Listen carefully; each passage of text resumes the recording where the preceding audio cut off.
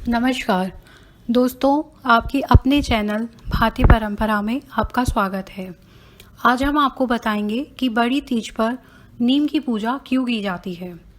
Hindu calendar के अनुसार भाद्रपद यानी कि भादो माह के कृष्ण पक्ष की तृतीया को बड़ी तीज मनाई जाती है, जो कि राखी के 3 दिन बाद आती है।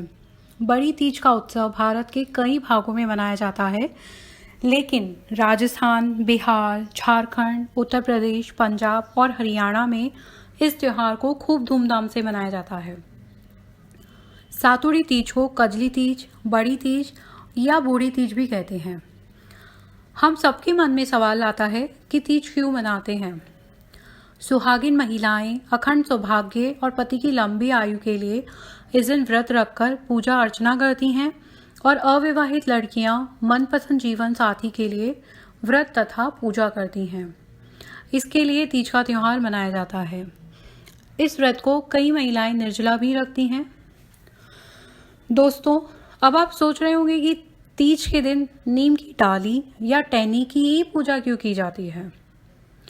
तो जैसा कि हम सबको विदित है कि सुबह के समय पेड़ों की पूजा करना शुभ माना जाता है और शास्त्रों में भी लिखा है कि 12 बजे के बाद या शाम के समय पेड़ों की पूजा नहीं की जाती है, क्योंकि तब पेड़ों पर भूतों का वास होता है। तीज की पूजा संध्या काल में होती है। इसके लिए नीम के पेड़ से एक डाली या टहनी सुबह ही तोड़कर ले आते हैं।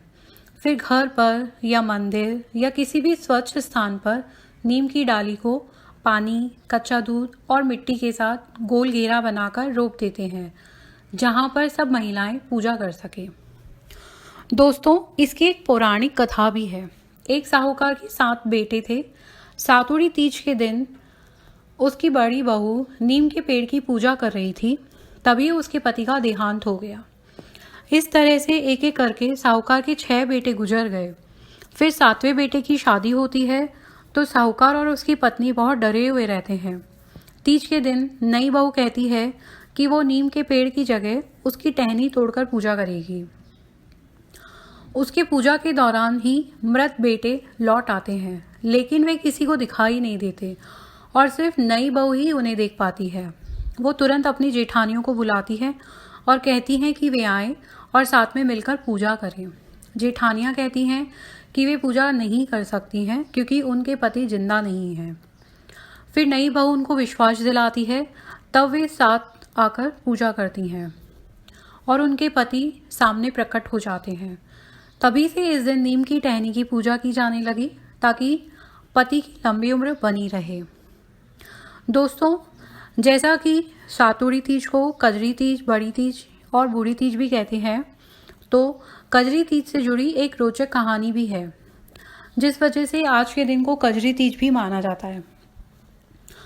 पौराणिक मान्यताओं के अनुसार कजली भारत में स्थित एक घने जंगल का नाम था, जो राजा दारूदाई द्वारा शासित था। वहां पर रहने वाले लोग अपने स्थान कजली के नाम पर गाना गाते थे, ताकि उनकी जगह का नाम लोकप्रिय हो सके। कुछ समय पश्चात राजा दादूराय का निधन हो गया, तो उनकी पत्नी रानी नागमती सती हो गईं।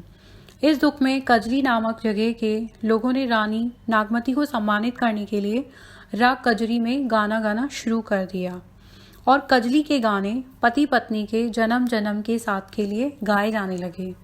इसके लिए वहाँ के लोग कजरी तीज मानते हैं।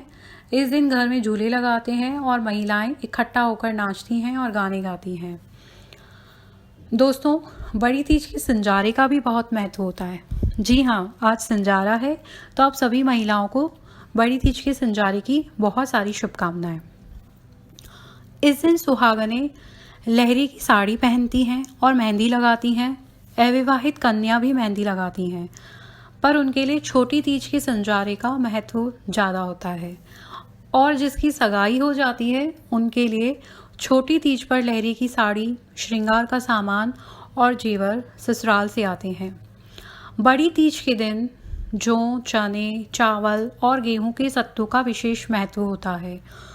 पूजा करके कहानी सुनना, फिर चंद्रमा की पूजा करने के बाद उपवास खोला जाता है।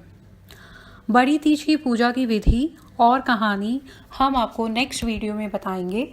आपका साथ देने के लिए बहुत बहुत धन्यवाद। नमस्कार।